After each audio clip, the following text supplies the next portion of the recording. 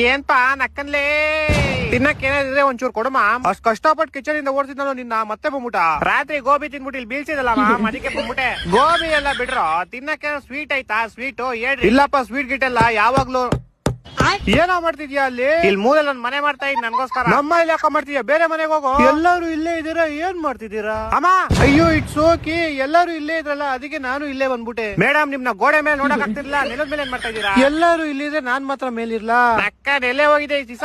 ಪಕ್ಕದ ಬಿಲ್ಡಿಂಗ್ ಅಲ್ಲಿ ಹೊಸ ಅಟ್ಟ ಕಟ್ಸಿದ್ರು ಅದಕ್ಕೆ ಅಲ್ಲೋಗಿದ್ದೆ. ಮತ್ತೆ ಅಲ್ಲೇ ಆರಾಮಾಗಿ ಇರ್ಬೇಕು ತಾನೆ. ಇಲ್ಲಿ ನೈಟ್ ಕಾನ್ಸರ್ಟ್ ಐತೆ ನಿಮ್ ಅಣ್ಣಂದು, ಎಲ್ಲಾರು ಬಂದ್ಬಿಡ್ಬೇಕು. ನಂಗ್ ನೀನ್ ಹಾಡ್ ಕೇಳಕ್ಕೆಲ್ಲ ಇಷ್ಟ ಇಲ್ಲ ಗುರು, ತುಂಬಾ ಕಚ್ಚಡವಾಗಿ ಆಡ್ತೀಯ ನೀನು. ಇವಾಗ ಯಾಕೋ ಸ್ಟಾರ್ಟ್ ಮಾಡ್ಕೊಂಡ್ಬಿಟ್ಟೆ? ರಿಹರ್ಸಲ್ ಮಾಡ್ತಾ ಇದೀನಿ ನೈಟ್ಗೆ. ಇವಾಗ ಇಲ್ಲಿ ಯಾಕೋ ಬಂದೆ ನೀನು? ಇಲ್ಲಿ ಕೆಳಗಡೆ ಇನ್ನೊಂದ್ ಮನೆ ಮಾಡ್ತಾ ಇದೀನಿ ನಾನು. ಬಾಡಿಗೆ ಕಟ್ಟು ನೀನು ಇನ್ಮೇಲೆ ಇಲ್ಲಿ ಇರಂಗಿದ್ರೆ.